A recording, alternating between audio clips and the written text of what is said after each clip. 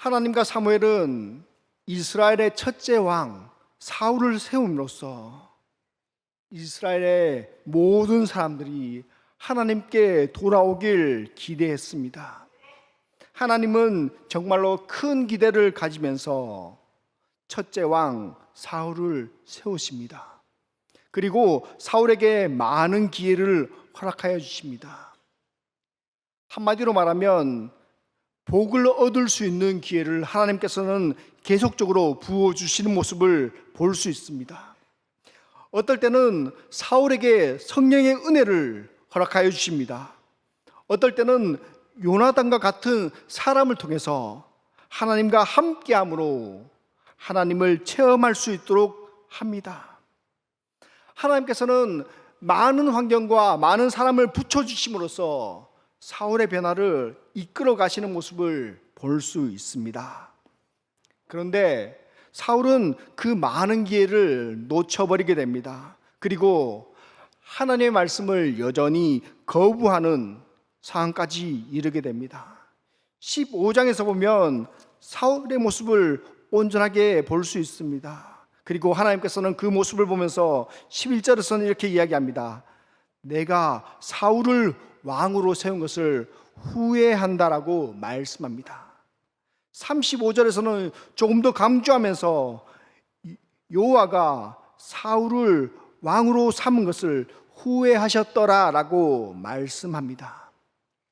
사울은 정확하게 말하면 사사기 시대와 왕정으로 넘어가는 시기 중간에 있던 사람입니다. 여전히 사사 선지자는 사무엘이 있었고, 그리고 바로 다음에 뽑은 사울이 함께 공존하는 시대였습니다. 하지만 사울은 사사기 시대에 좀 더 가까운 인물입니다. 사사기 시대를 표현하자면 왕이 없었으므로 내가 보기 좋은 대로 행동했다라고 사사기에서는 계속적으로 이야기하고 있습니다. 사무엘 이후에 그의 아들 2명이 사사가 됩니다. 하지만 뇌물을 받고 부정부패를 일삼습니다. 사람들은 이것에 분노하면서 우리에게도 이방 나라와 동일한 왕을 세워달라고 이야기합니다. 그리고 그 왕이 세워졌습니다. 하지만 그 세워진 왕은 하나님의 명령을 알면서도 계속적으로 무시하는 모습을 보이게 됩니다. 그리고 15장 끝에서는 사무엘이 그 모습을 보면서 슬퍼하는 이야기로 끝이 나게 됩니다.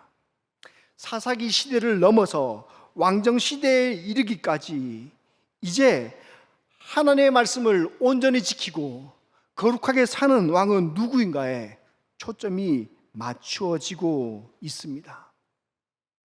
하나님께서는 사울을 버리시기로 완전히 작정하십니다. 그리고 이제는 본격적으로 자신 스스로 움직이기 시작합니다. 여전히 사울의 모습을 보면서 슬퍼하고 있는 사무엘을 일으키셔서 적극적으로 행동에 나서는 모습을 볼 수 있습니다. 우리 1절 말씀 함께 읽어보도록 하겠습니다. 16장 1절입니다. 여호와께서 사무엘에게 이르시되 내가 이미 사울을 버려 이스라엘 왕이 되지 못하게 하였거늘 내가 그를 위하여 언제까지 슬퍼하겠느냐. 너는 뿔에 기름을 채워가지고 가라. 내가 너를 베들레헴 사람 이세게로 보내리니 이는 내가 그의 아들 중에서 한 왕을 보았느니라 하시는지라. 아멘.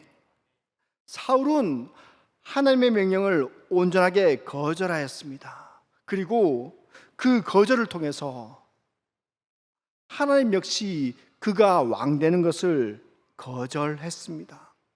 15장 23절에 보면 왕이 여호와의 말씀을 버렸으므로 여호와께서도 왕을 버려 왕이 되지 못하게 하셨나이다 라고 이야기합니다. 저자는 하나님을 섬기고 사랑하는 자에게 동일하게 갚아주신다라고 말씀하십니다. 그와 반대로 하나님을 거절한 자에게 하나님도 동일하게 거절한다라고 말씀하고 있습니다. 사울이 하나님을 버렸다라고 말씀합니다. 이 버렸다는 뜻은 정확하게 조금 더 풀이하자면 멸시하였다, 거절하였다는 말입니다. 하나님께서 먼저 거절하신 것이 아닙니다. 사울이 먼저 하나님을 거절한 것입니다. 우리는 보통 하나님을 사랑의 하나님이라고 표현할 때가 많이 있습니다. 왜 하나님은 사랑의 하나님이신가요? 하나님은 우리에게 먼저 사랑을 보여주십니다. 먼저 사랑을 부어주십니다. 우리의 아버지, 어머니처럼 일방적인 우리가 잘해서 사랑을 부어준 것이 아니라 먼저 우리가 잘하든 못하든 먼저 사랑을 부어주셨습니다. 그리고 하나님이 사랑의 하나님이라고 이야기할 때는 내가 하나님을 사랑한 것이 더욱더 큰가요? 아니면 하나님께서 나를 먼저 사랑해 주시고 부어주신 사랑이 큰가요? 라고 이야기할 때 하나님께서 나에게 부어주신 사랑이 훨씬 더 크다는 것을 알 수 있습니다. 하지만 사울의 사건을 통해서 볼 수 있습니다. 하나님은 모든 사람들에게 동일한 사랑을 부어주고 계시진 않습니다. 어떤 교회를 다니는 많은 사람들이 하나님께서는 나를 왜 사랑해 주시지 않는지 의문을 가질 때가 있습니다. 왜 나에게 문제가 생기고 왜 나에게 어려움이 생기는지 이해 못할 때가 많이 있습니다. 왜 하나님은 사랑의 하나님이라고 이야기하시면서 나에게 일어나는 작은 문제들, 내가 해결할 수 없는 작은 문제들, 왜 그런 문제들이 나에게 생기는지 이해되지 않는다라고 말하는 사람들이 종종 있습니다. 사랑의 하나님이라면 왜 나에게 이런 어려움이 있습니까? 하나님은 왜 이런 어려움에 대해서 즉각적으로 반응해 주시지 않습니까? 라고 말하는 사람들이 종종 있습니다. 그리고 세상 사람들 중에 사랑의 하나님이라면 어떻게 믿는 사람들은 구원하시고 믿지 않는 사람들은 어떻게 저주의 그 땅, 지옥에 떨어뜨릴 수 있냐라는 말을 듣기도 합니다. 그런데 성경 전체를 보시면 하나님께서는 여전히 우리를 사랑해 주시고 여전히 사울을 기억하는 모습들을 볼 수 있습니다. 하나님은 사울에게 많은 기회를 허락해 주셨습니다. 많은 사랑을 허락해 주신 것이죠. 하지만 15장에서 보면 사울은 그 기회를 하나님께서 주신 사랑을 걷어차는 것을 볼 수 있습니다. 아말렉과의 전쟁에서는 하나님께서 직접 명령하셨고 지켜야 될 것들을 하나하나 이야기하십니다. 15장 3절에서는 내가 아말렉을 쳐서 그 왕을 죽이고 그 모든 소유를 남기지 말고 진멸하라, 완전히 없애라라고 말씀하고 있습니다. 그런데 사울의 한 행동은 9절에 보면 이렇습니다. 아말렉 왕 아각을 살렸습니다.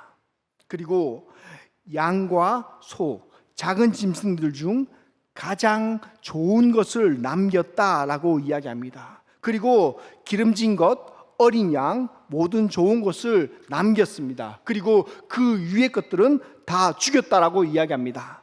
원어에서는 조금 더 자세하게 설명합니다. 그는 가장 좋은 것, 그것을 남겼습니다. 그리고 기름진 것이라고 표현하고 있는데 원어에서는 두 번째 것이라고 말합니다.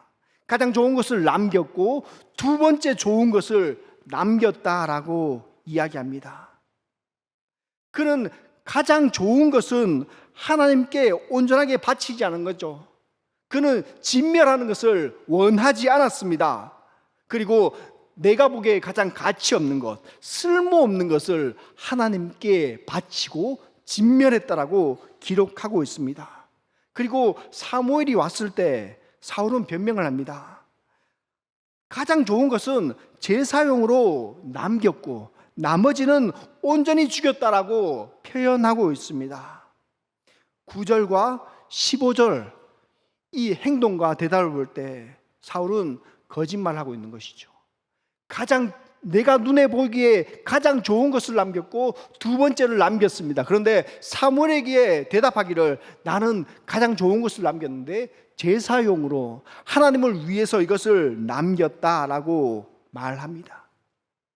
내가 보기에 좋은 것, 내가 보기에 선한 것, 내가 보기에 아름다운 것은 남겼다라고 말씀하고 있는 것이죠.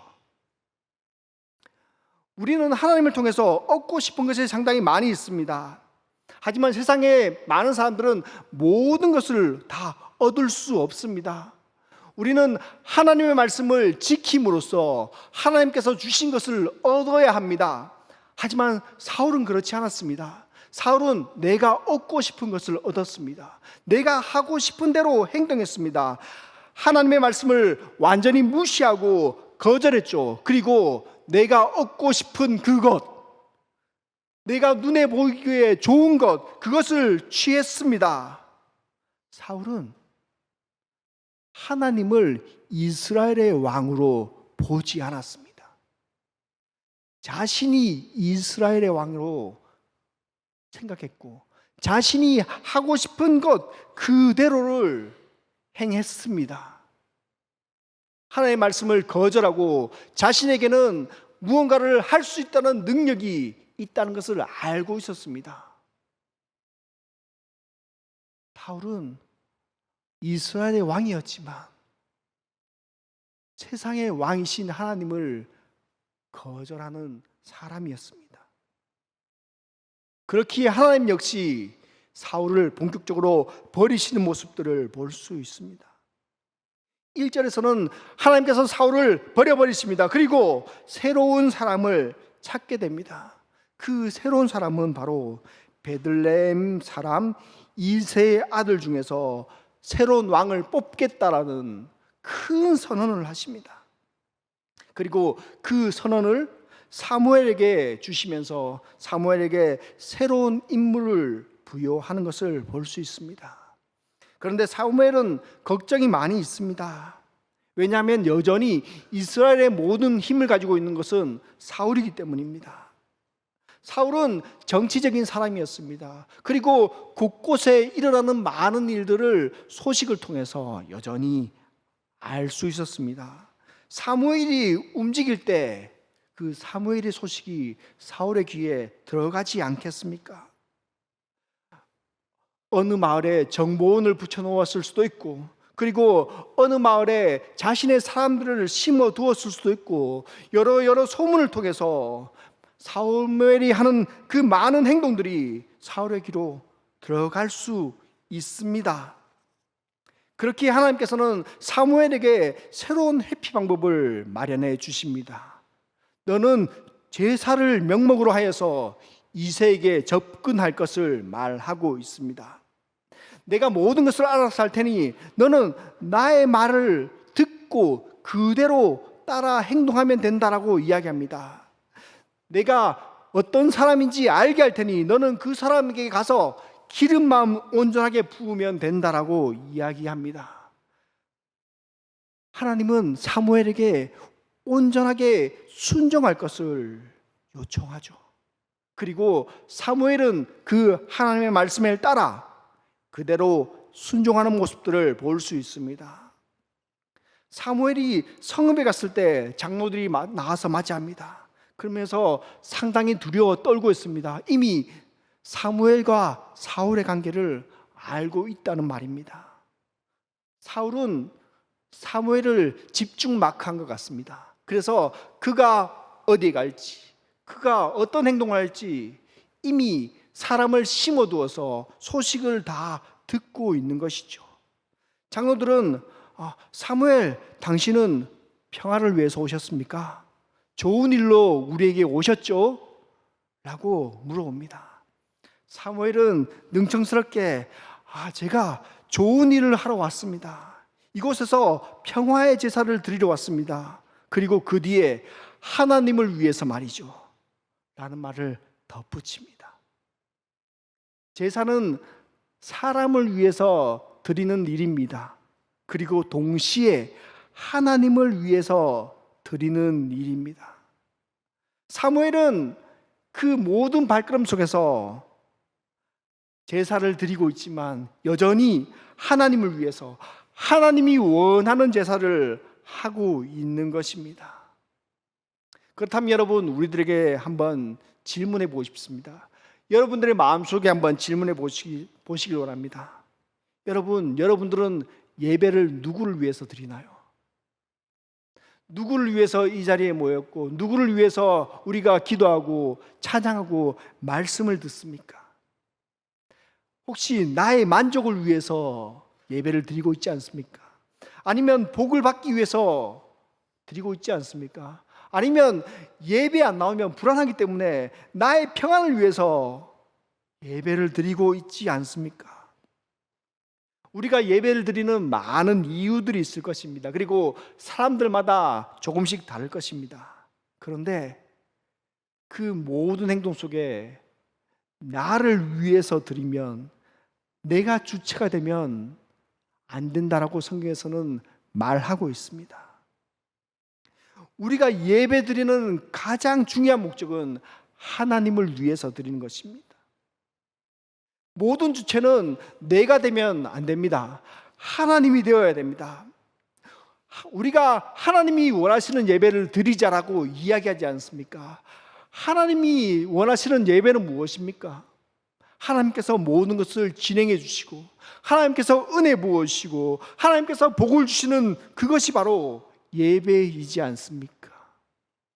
하나님의 말씀을 듣고 은혜 받고 성령 받고 순종함으로 우리가 그렇게 행동해서 살아나간 것이 하나님을 위해서 드리는 예배이지 않을까요? 사무엘은 사울에게 15장 22절에 이렇게 이야기합니다. 사무엘이 이르되 여호와께서 번제와 다른 제사를 그의 목소리를 청종하는 것을 좋아하심같이 좋아하시겠나이까? 순종이 제사보다 낫고 듣는 것이 숫양의 기름보다 나으니라고 말씀합니다. 진정한 제사는요, 나를 위해서 드리는 제사가 아닙니다. 하나님께 집중해서 드리는 제사가 진정한 제사입니다. 우리의 예배는요, 어떤 큰 것을 행하고 어떤 대단한 것을 행하는 것이 우리의 예배가 아닙니다. 내가 빛나고 내가 드러나고 나의 삶이 풍족해지는 것이 우리의 예배가 아닙니다. 하나님의 말씀을 듣는 것, 그리고 그것을 듣기 위해서 노력하는 것, 그것이 바로 우리가 해야 될 예배인 것입니다. 사울의 예배는 자신을 위해서 예배드렸습니다. 자신의 조건에 맞춰서 예배를 드렸습니다. 자신의 목적을 위해서 예배드렸습니다. 하지만 하나님께서 원하시는 예배는 사람의 목적을 위해서, 그 목적에 맞추어서 드리는 예배가 아니라 하나님께서 원하시는 하나님의 목적에 맞추어서 드리는 예배를 원하고 있습니다. 그래서 지금 오늘 말씀에서 사무엘이 온 것이고, 하나님께서 사울을 버리신 것이고, 새로운 왕이 뽑히는 것입니다. 사무엘은 하나님의 말씀대로 이세 가정을 초대합니다. 제사의 명목으로, 그리고 새로운 왕을 뽑기 위해서 그 아들들을 부르고 있습니다. 우리 6절 한번 같이 읽어보겠습니다. 6절 한번 같이 읽어보겠습니다. 시작. 그들이 오매 사무엘이 엘리압을 보고 마음에 이르기를 여호와의 기름 부으실 자가 과연 주 앞에 있도다 하였더라. 아멘. 사무엘은 첫째 엘리압을 가까이 오게 합니다. 그런데 보니까 그는 기름 부음 받기에 확실한 사람이었습니다. 용모와 키와 능력들이 너무나 멋져 보였습니다. 모든 사람들이 보기에, 어떤 사람들이 보기에 저 정도면 왕이라고 할 수 있을 만큼 사무엘의 눈에 보기에도 한 나라를 대표할 만한 인물입니다. 그런데 하나님께서는 사무엘의 생각을 완전히 거절하는 모습을 볼 수 있습니다. 우리 7절 한번 같이 읽어보겠습니다. 7절 읽겠습니다. 시작. 여호와께서 사무엘에게 이르시되 그의 용모와 키를 보지 말라. 내가 이미 그를 버렸노라. 내가 보는 것은 사람과 같지 아니하니 사람은 외모를 보거니와 나 여호와는 중심을 보느니라 하시더라. 아멘. 사무엘이 보는 엘리압과 하나님이 보는 엘리압은 완전히 달랐습니다. 하나님께서는 엘리압을 거절하십니다. 1절에 나왔던 사울의 반응과 동일한 반응을 하고 있는 것입니다. 그리고 보는 것이라는 단어를 3번 사용하고 있습니다. 내가 보는 것은 사람과 같지 않다. 사람은 외모를 본다. 그러나 나는 그 중심을 본다라고 이야기하고 있습니다. 하나님은 우리 한 명 한 명을 철저히 바라보고 있습니다. 우리가 거짓말로 하나님 아버지 앞에 나아가더라도 하나님께서는 나의 온전한 모습을 보고 계십니다. 나의 마음을 보고 계십니다. 나의 영혼을 보고 계십니다. 나의 생각과 사고방식과 목적을 온전히 보고 계십니다. 하나님은 나의 겉모습을 보시는 것이 아니라 나의 내부에 있는 나의 진정한 모습들을 보고 계십니다. 그렇기에 그 누구도 속일 수 없습니다. 그 위에 이새의 많은 아들들이 나옵니다. 하지만 하나님께서는 그들을 선택하지 않으십니다. 그리고 사무엘이 너의 아들이 이것이 다인가 물어볼 때 이새가 대답합니다. 막내가 한 명 있는데 그는 양을 치러 나갔습니다 라고 이야기합니다. 당시 이 분위기를 볼 때 아들인데 그렇게 볼품없고 여기에 참여 안 해도 될 만한 그런 아들이었다라고 이새는 생각한 것 같습니다. 형들의 보기에, 형들의 겉모습과 외모를 보기에, 그의 출중한 모습들을 보기에 너무나 초라한 모습들을 가지고 있는 다윗이었기 때문입니다. 그런데 놀랍게도 하나님께서는 이 다윗에게 기름 부음을 허락하여 주십니다. 왜 다윗이 선택을 받았을까요? 성경저자는 좀 놀랍게도 12절에 보면 다윗의 외모를 이야기합니다. 그의 빛이 붉고 눈이 빼어나고 얼굴이 아름다웠다라고 이야기합니다. 그런데 성경에서 보면 그의 지배 안에서 형들의 모습과 다윗의 모습이 완전히 대비되는 것을 볼 수 있습니다. 하나님께서는 이렇게 보셨습니다. 그런데 집안 모든 사람들은 다윗을 그렇게 특별하게 보지 않습니다. 왜냐하면 하나님께서는 7절 말씀 그 중심을 보고 계셨기 때문입니다. 다윗의 외모는 볼품이 없었습니다.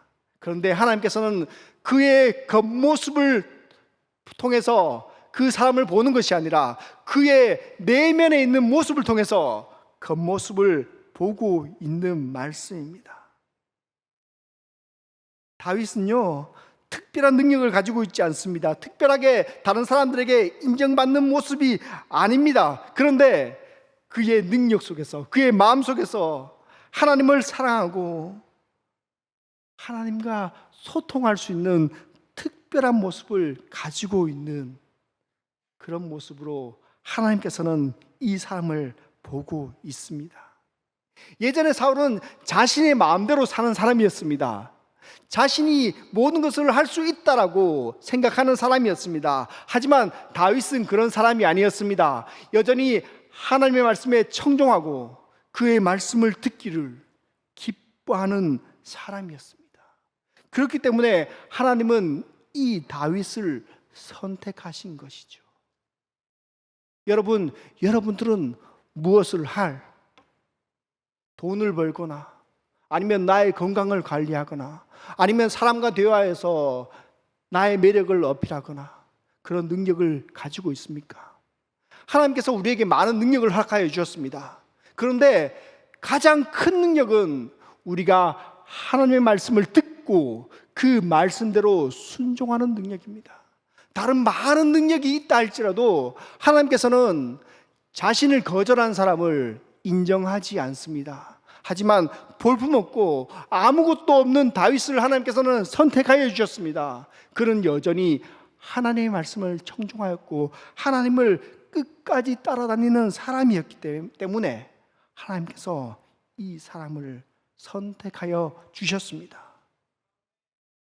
그리고 사무엘은 다윗에게 기름을 붓고 난 이후에 자신의 갈 길을 가게 되죠. 그런데 그 이후에 다윗의 모습이 한 번 더 부각되는 것을 볼 수 있습니다. 다윗은 그 기름을 부음받고 성령의 능력으로 감동됩니다. 하나님은 그와 함께 계시다는 것을 말하고 있는 것이죠. 그런데 14절 이후에 보면 사울에게서는 다른 일들이 일어나게 됩니다. 우리 14절 함께 한번 읽어보도록 하겠습니다. 시작. 여호와의 영이 사울에게서 떠나고 여호와께서 부리시는 악령이 그를 번뇌하게 한지라. 아멘. 하나님께서 사울을 버리십니다. 그리고 하나님의 영이 사울을 떠나게 되죠. 그런데 아이러니하게도 동시에 악한 영이 사울에게서 들어왔다라고 말하고 있습니다. 하나님의 영이 떠난 것은 사울이 하나님을 거절한 결과죠. 그리고 다윗에게 하나님의 영이 임하셔서 다윗과 함께 하시죠.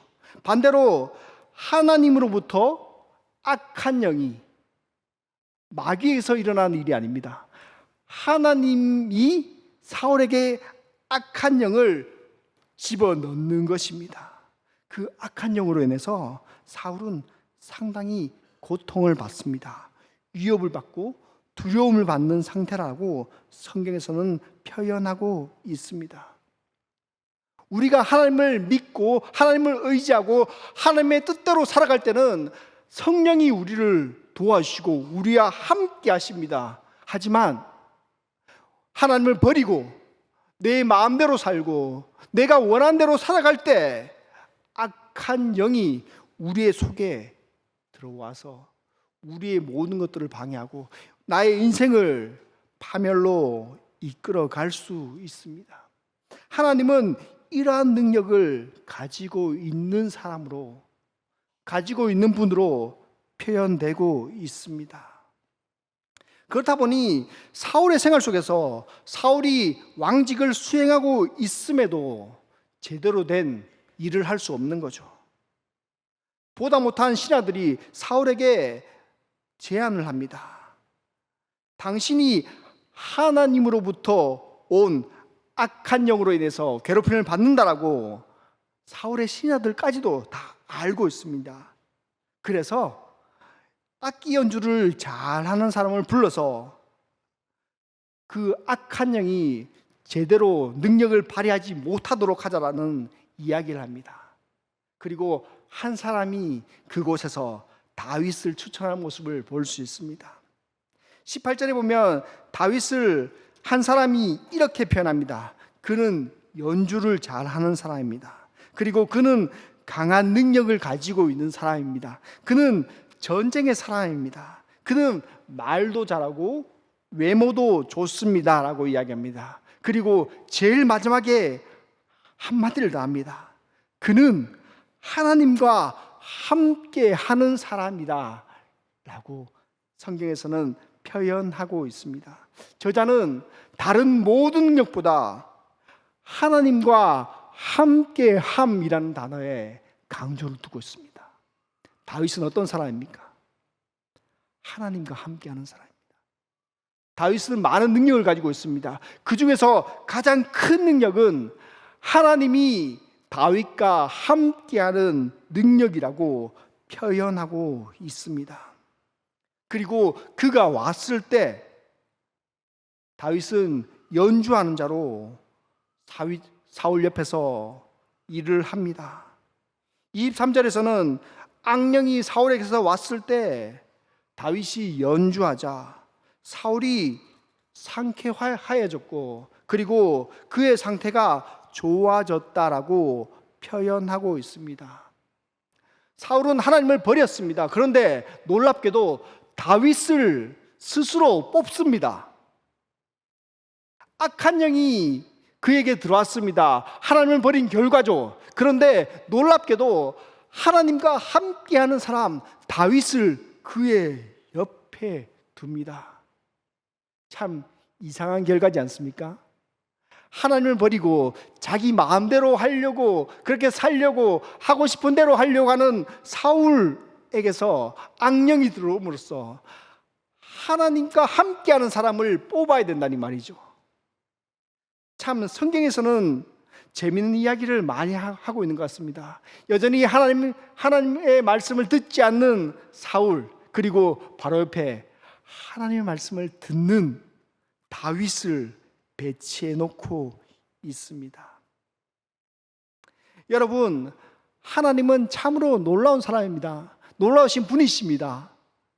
사울이 아무런 능력, 악한 일을 여전히 하고 있음에도 하나님께서는 이상하게도 선한 사람, 아름다운 사람, 좋은 사람 다윗을 붙여주시는 모습, 참으로 재미있는 것 같습니다. 그러면서 성경에서는 다윗을 계속 부각하는 것 같습니다. 다윗이 16장에서 무엇을 한 것이 없습니다. 그런데 하나님께서 다윗을 뽑으셨습니다. 동시에 사울 역시 다윗을 뽑는 모습을 볼 수 있습니다. 하나님은 그의 내부를 보시고 뽑습니다. 그의 마음을 보시고 뽑습니다. 그런데 사울은 그가 악기 연주를 잘 하기 때문에 뽑습니다. 오늘 말씀에서 많은 적용점들이 있습니다. 여러분, 하나님은 어떤 분이십니까? 하나님은 우리의 외모, 겉모습, 말투, 행동, 표정들을 더욱더 보시는 분이십니까? 우리가 예배 속에서 은혜 받을 수 있습니다. 눈물 흘릴 수 있습니다. 하나님의 일을 함으로써 열심을 다할 수 있습니다. 하지만 하나님께서는 그것보다 우리의 마음을 더욱더 보신다는 것을 기억하시길 바랍니다. 하나님은 이 예배에 참석해서 우리가 어떤 행동을 하느냐에 주목하지 않습니다. 오히려 우리가 어떤 마음을 가지고 왔고, 그리고 어떤 마음을 가지고 나아갈지에 대해서 더욱더 큰 관심을 가지고 있습니다.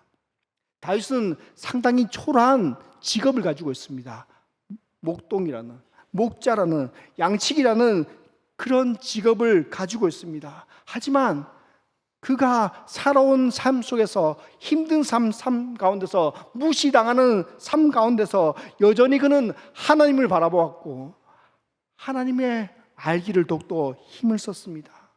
그가 악기 연주를 잘했다는데 그가 얼마나 광야에서 양을 치면서 악기 연주를 하면서 하나님을 기억하면서 하나님을 찬양했겠습니까? 하나님께서는 그 모습을 계속적으로 보고 있습니다.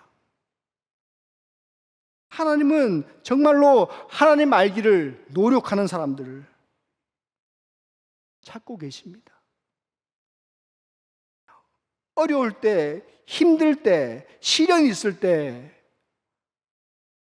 우리는 하나님을 더욱더 자세히 알 수 있습니다. 우리의 모습들을 자세히 볼 수 있습니다.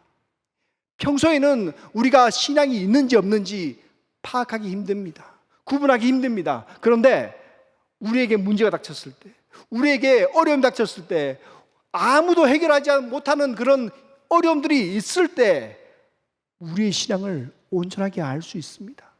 다윗은 어려움 속에서도 여전히 하나님을 사랑했고 하나님을 섬겼고 그의 목소리 듣는 것을 게을리하지 않았습니다. 그래서 결국 하나님과 함께하는 사람이 되었다라고 성경에서는 말하고 있습니다.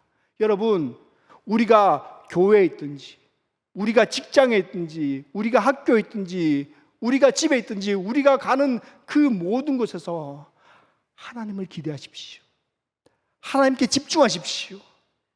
우리의 삶이 그러해야 합니다. 다윗은 그러한 삶을 살았기 때문에 선택받았습니다. 그러한 삶을 살았기 때문에 하나님께서 다윗을 붙잡았습니다. 그리고 그와 함께 하셨다라고 말씀합니다. 우리 역시 이러한 삶 속에서 하나님과 함께하는 삶을 살았으면 좋겠습니다. 그리고 동시에 우리가 최선을 다해서 자신의 능력을 가꾸어야 합니다.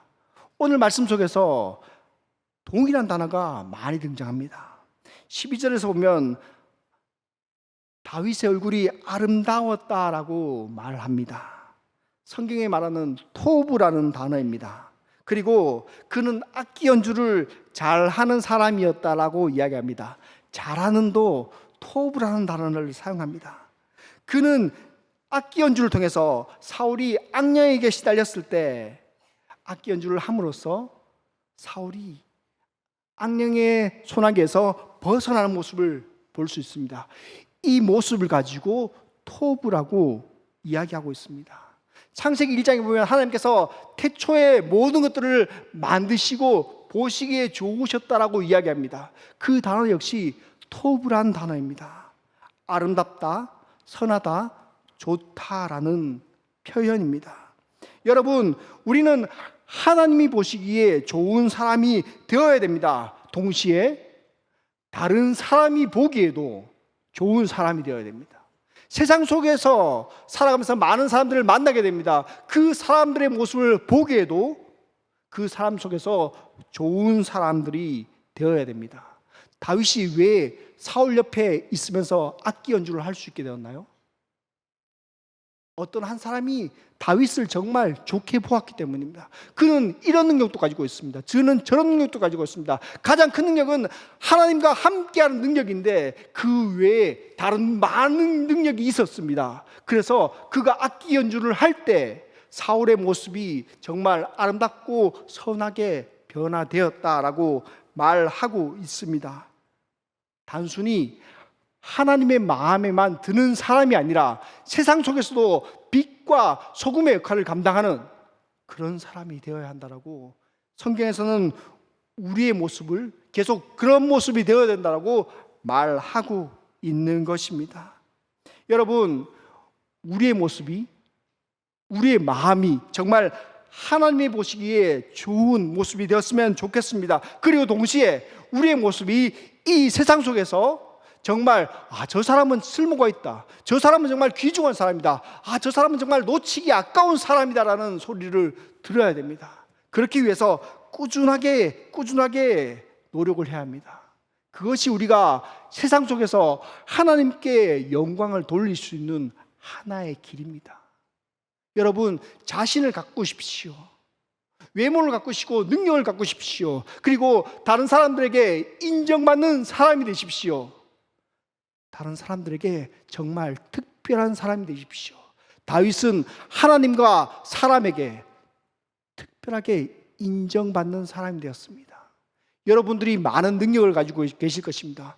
어쩌면 공부하는 사람도 있을 것입니다. 어쩌면 일하는 사람도 있을 것입니다. 그 일 속에서, 그 공부하는 상황 속에서 내가 있는 그 모든 자리에서 나의 능력을 통해서 하나님께 영광을 돌리십시오.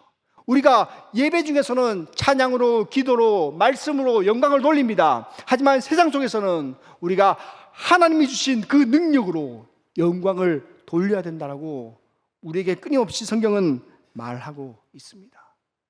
말씀을 맺겠습니다.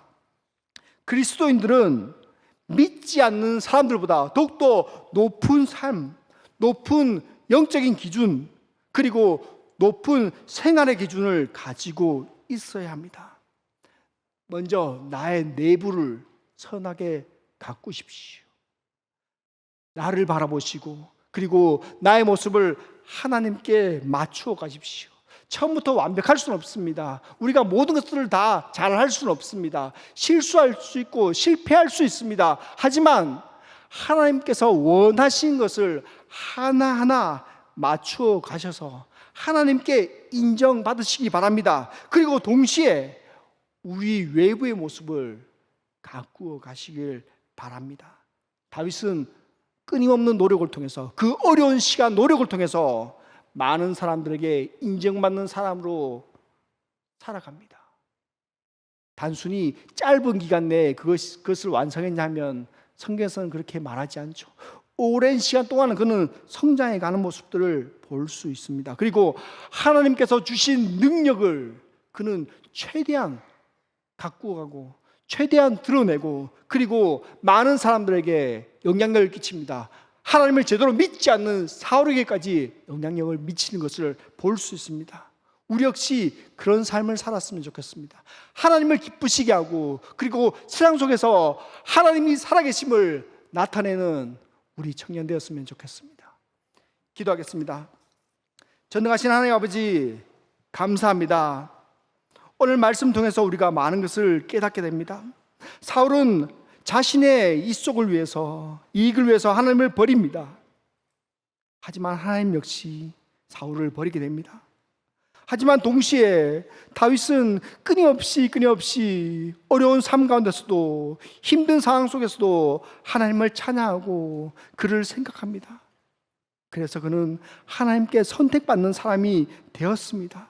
주여, 우리도 하나님께 선택받을 수 있도록 나의 내부를 끊임없이 가꿀 수 있도록 도와주옵소서.